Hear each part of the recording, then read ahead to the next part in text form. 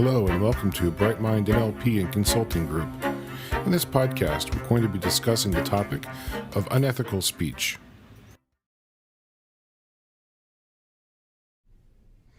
So the impetus for me creating this slideshow and podcast was recently I was sitting in a cafe for lunch by myself, and I was watching some people eat. There were a couple of coworkers. If you paid close enough attention, you could tell they were coworkers. It was a man and a woman, and the way they were sharing this information that I'm about to talk about was very intimate. And it caused me to almost be compelled to listen to what they were saying, and they were complaining about their boss. It looked like a conversation based on the intimacy that you could tell between the two of them that should have been taking place between a husband and a wife, not two coworkers. They were both emotionally engaged in each other's stories. They were clearly in a very deep state of rapport, and they were each engaged in sharing very sensitive information about the boss to each other. After about 20 minutes of listening to this conversation, it was obvious this wasn't going to go anywhere productive. They were complaining and griping, name-calling, labeling in a very unuseful way, and the conversation degenerated into a complaint session that obviously wasn't going to encourage the other person to go speak to the boss and take care of the problem. This was definitely unethical speech. And I don't know how those two coworkers felt after they left, but after sitting there listening to it for 20 minutes, I felt down, depressed, guilty for hearing some of the things that I overheard, and I wondered if maybe I could do something about it. And so based on witnessing that, I wanted to create this podcast to see if I could help make a difference in our workplace and our professional lives so that we can begin to eliminate unethical speech. Unethical speech is a destructive force in any relationship, whether it be in your private life or your professional life. And I think it's one of the top habits we could all address and work on to improve our character in this area. I think it's a tremendously important task to take on. And so I hope by giving this podcast, people can begin to think about what unethical speech is in their lives and offer a way to help overcome the challenges associated with this habit. Now, I'd like to begin by defining unethical speech as any derogatory or damaging talk that's spoken against an individual or even a group of people. And as a subcategory, I would say it's anything that, if it were to be publicized, would cause the subject of the discussion physical or monetary damage. Unethical speech also has a different angle.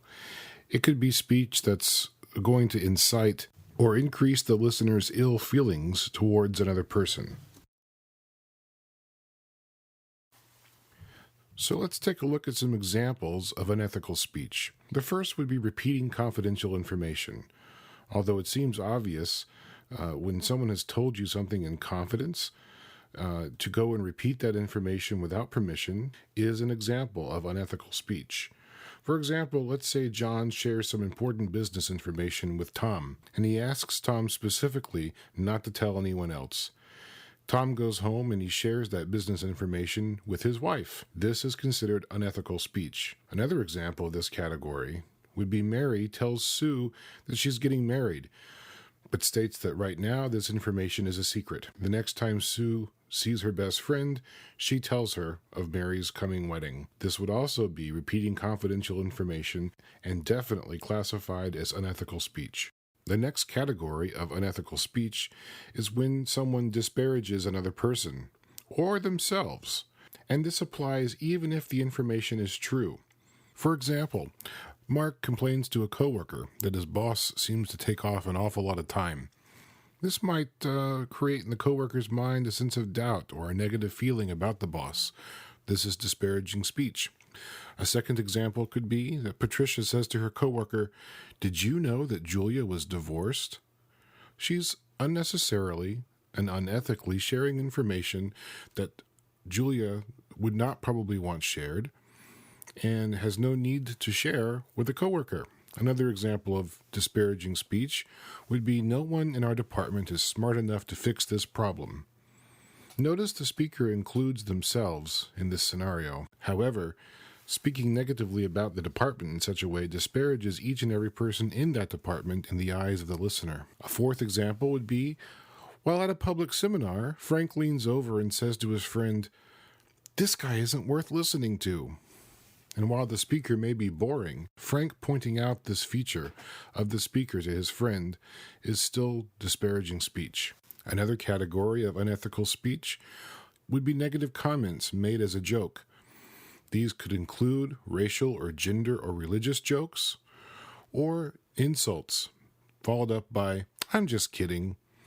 Even though someone may be joking, it does not give license to speak negatively about another person. The fourth example of unethical speech would be to bring up a person's negative past. For example, if someone told Joan's coworker to ask her who her addictions counselor was, since she recovered from her drug addiction, that would be sharing personal information that could be considered disparaging that Joan may not want to be shared or spread publicly. Or, for example, if someone said to a friend, "Back when you used to be late all the time, I covered for you. Won't you help me out?" Bringing up past negative traits that are part of a person's character are also examples of unethical speech. Discussing the shortcomings of another person, even if those shortcomings are true, is unethical speech. The first example, "Paul just isn't very smart." No matter what the intention is behind this statement, it's bringing up a potential lack that causes the other person to form an opinion that may or may not be true. How about this one? "I'll pay for Mary's lunch since she struggles financially." The good deed may seem evident, however, there's great damage caused by revealing Mary's financial situation. A third type of this one would be, "I don't know how she was promoted. She doesn't even have a degree." Again, you're calling the person's skills into question, their intelligence, their experience. This is disparaging speech. And finally, "Thomas really needs a new car. Have you seen the clunker he's driving?" Discussing people's property in a disparaging way, whether it's true or not, is also unethical speech. The last example of unethical speech is called tale-bearing. It's become almost an art in this society. What with American Idol, with TMZ, Inquirer magazine, society offers us a plethora of sources to get information about people. An example of tale-bearing would be, "I heard that Shirley is going to complain to your boss about you." You're sharing information that you know, or you think you know, with a person who may or may not be in trouble with their boss. However, you're casting Shirley in a negative light. The second example, "Allison said that you could stand to lose some pounds." Even if Allison did tell you that, sharing that information with the person who was being talked about is negative speech. It's unethical. The third example, "How are you and Bruce getting along? I remember how badly he hurt your feelings." When you bring up or remind someone how someone else has hurt them, that is not constructive. Unless you're in some sort of counseling session and you have a need to address an area, which we'll talk about later, exceptions to these rules, it does no good. The fourth example of this category would be something like this. "Hey, your son's teacher is a friend of mine, and he mentioned to a group of us in the lounge today that your boy really struggles in class. How are his grades?" While it may seem like a jovial conversation and perhaps the teacher is really interested in helping, it's sharing to the parent that his son is being talked about publicly, and there may be a better approach. A fifth example, "You shouldn't have accepted Jim's deal. He really ripped you off." If you know that someone spent money on something, and they could have saved money somewhere else, you don't know whether it was a rip-off or not, and to describe it that way is unethical. Finally, "Virginia really looks good for her age. She's in her 60s. This is especially hurtful if it's known by the speaker that Virginia is sensitive about her age. Engaging in this kind of speech is unethical. If you were to think back to times when you may have been exposed or have been the victim of this kind of speech, or if you yourself engaged in it and you know of the effects, you might be able to come up with the answer to this question on your own. What are the damages of unethical speech? This is probably just a short list, but for one, the one who becomes the habitual speaker of unethical speech cuts themselves off from good things. Eventually, as they go around spreading this vitriol, people get tired of hearing it.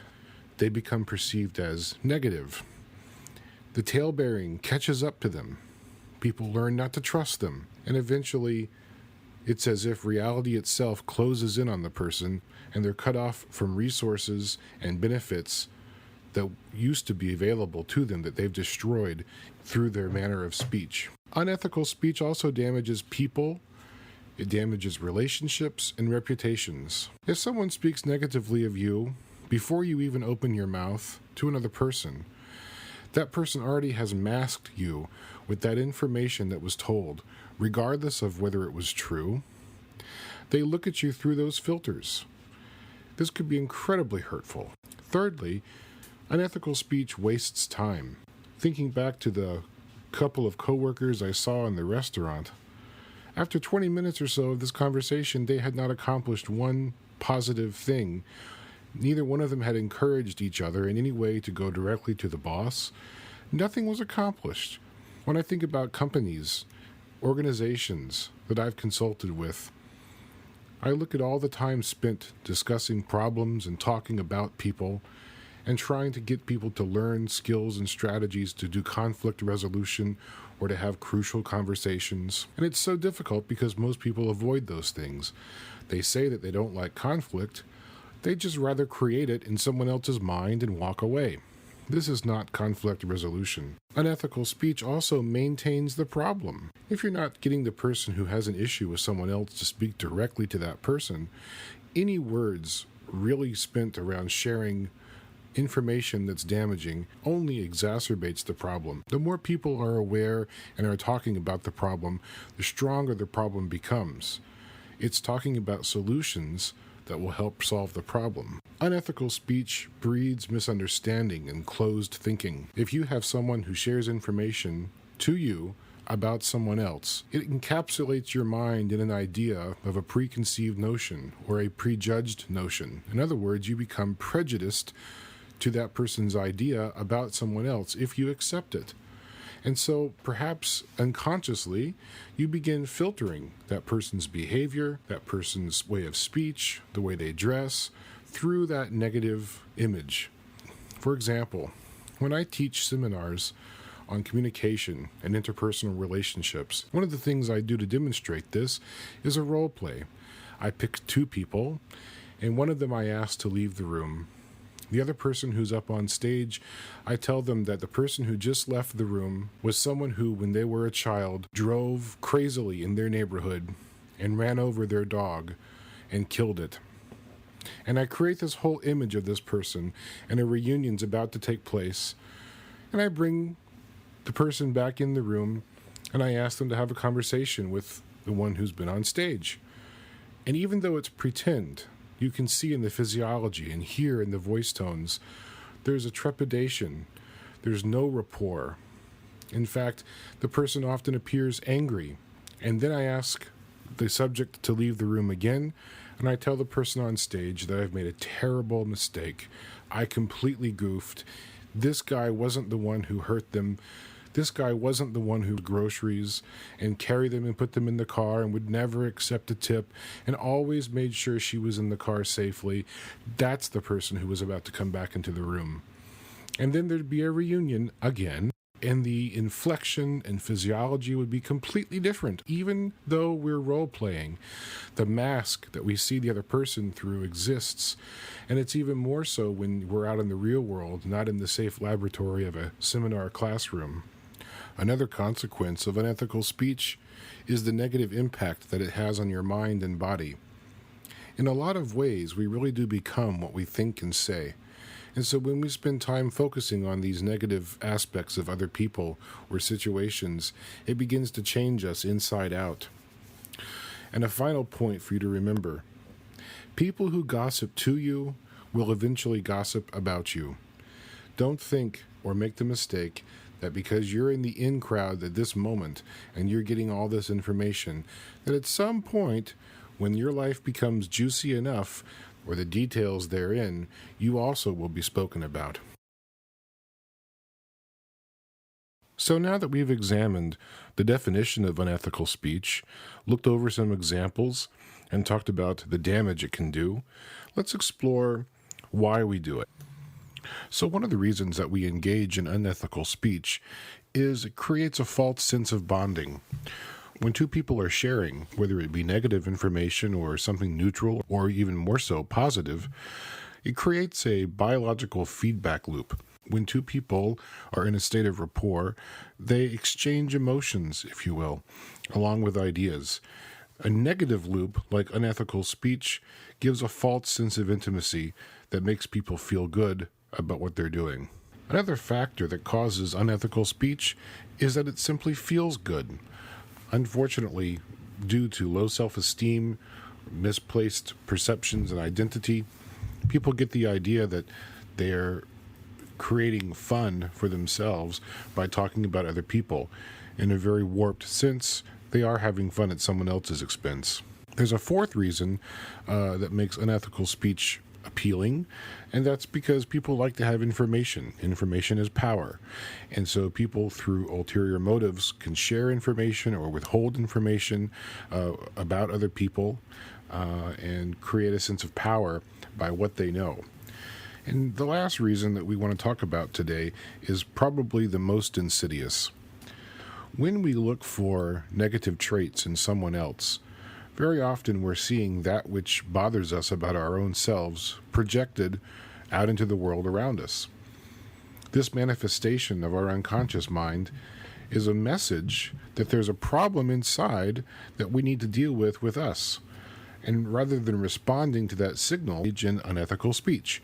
It's a lot easier to talk about Joe and his problems than to fess up and be responsible for ours. Unethical speech is another technique to take the focus off ourselves and avoid some area of pain that we're holding on to and distract ourselves with someone else.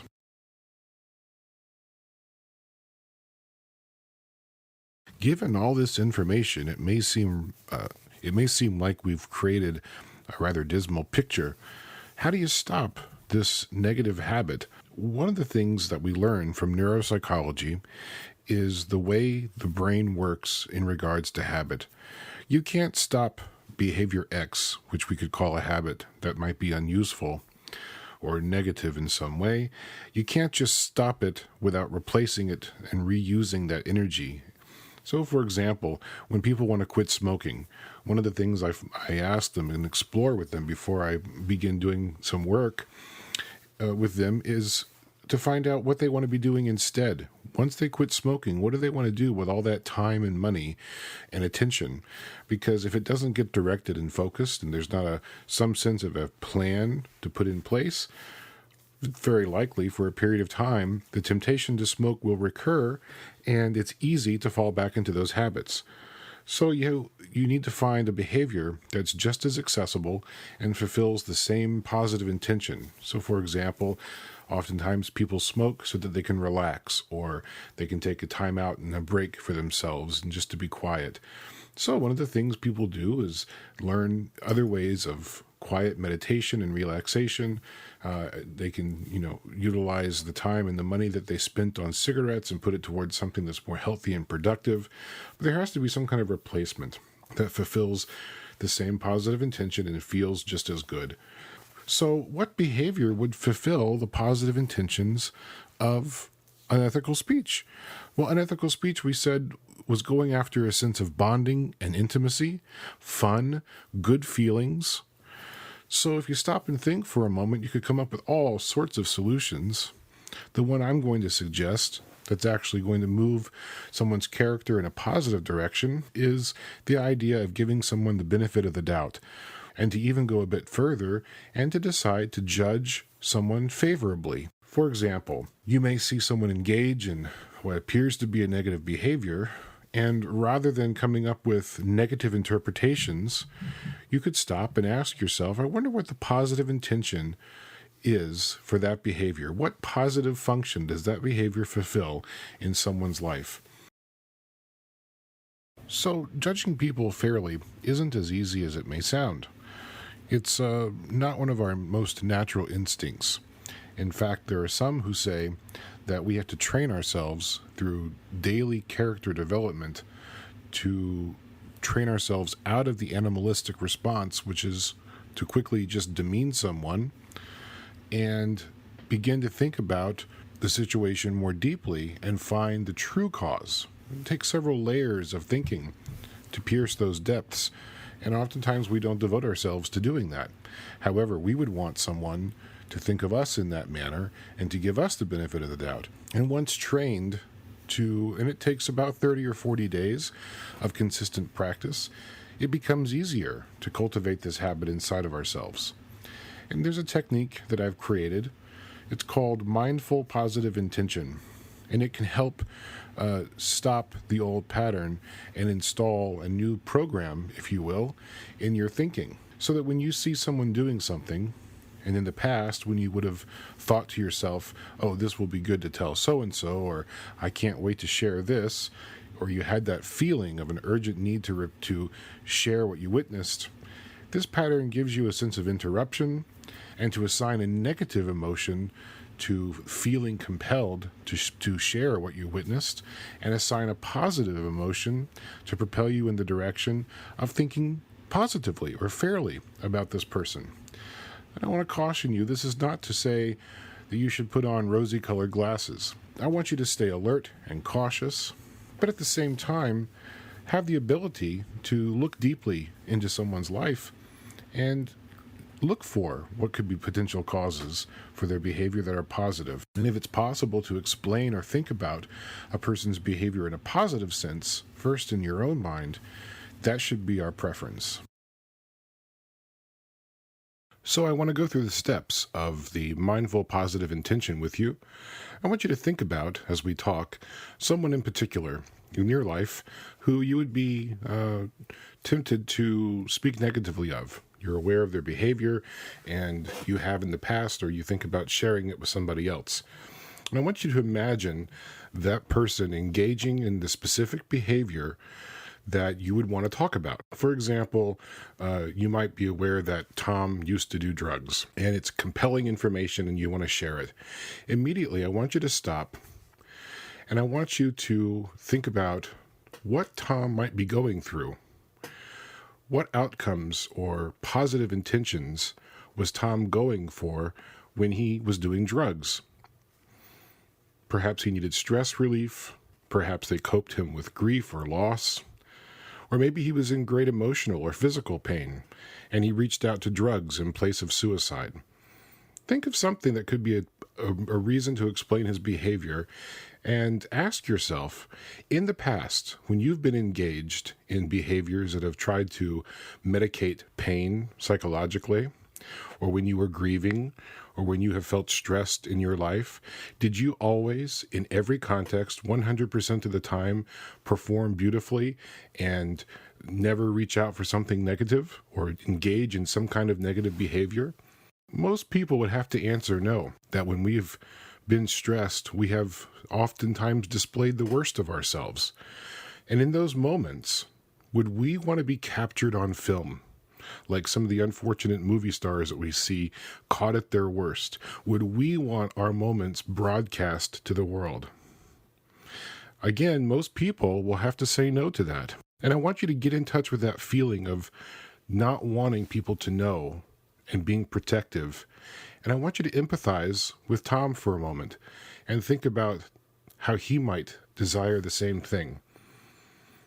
And as you're in touch with that empathy, I want you to imagine the very next time you're around someone who in the past you would have wanted to share this negative information about Tom with. And I want you to hold on to that feeling of empathy. Using this process, I want you to imagine how empathizing with Tom would change your behavior.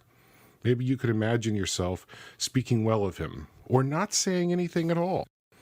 As you imagine into the future, several scenarios like this, where you imagine someone's positive intention Remember what it feels like to, in your past, have violated similar standards or performed or behaved similarly, and how you would seek empathy, how you would seek understanding, and project that onto the other person and act accordingly. Now, there are times when unethical speech can become ethical speech, and I want to go over them very carefully. You may want to repeat damaging information if it's going to help others. For example, if you witness someone stealing something or damaging someone's property, and the person who's doing this behavior has not made any attempt to make it right, you may share that negative information with the person who's been hurt.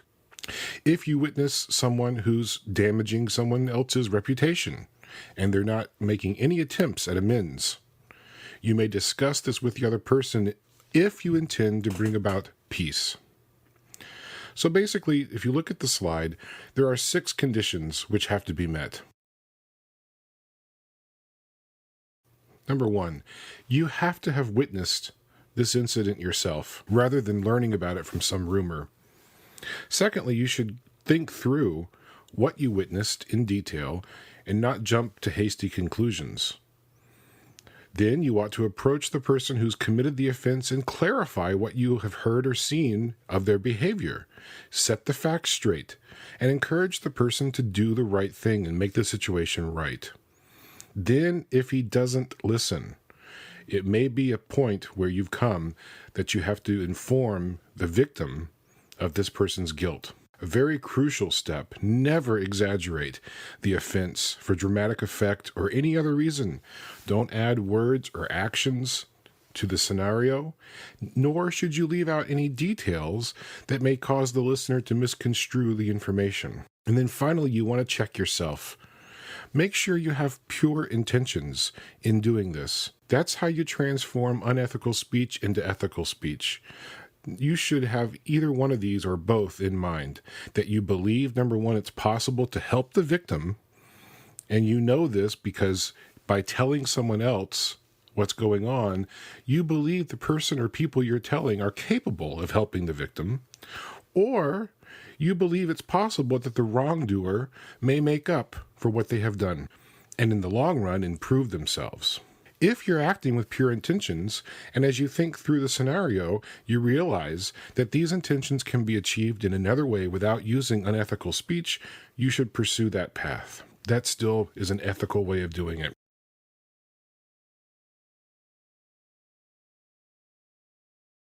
And as a general rule, if you engage in the very same behavior that the wrongdoer has done, then you should not publicize the incident. You're in no position if you're just as guilty. And finally, there's 2 questions to ask before you begin to even listen to unethical speech. If you know or experience that someone's going to come and begin sharing information with you that may be unethical, ask yourself if it will have future relevance to you. In other words, will you be in a position or a situation to speak to the offending individual in order to bring about some kind of positive outcome? If the answer is yes, and you can effect a positive outcome with the wrongdoer, then it's ethical for you to listen to this information. The next check is that although you may be permitted ethically to listen to this information, you shouldn't treat the information as true. You should apply the principle of innocent until proven guilty and investigate the matter thoroughly.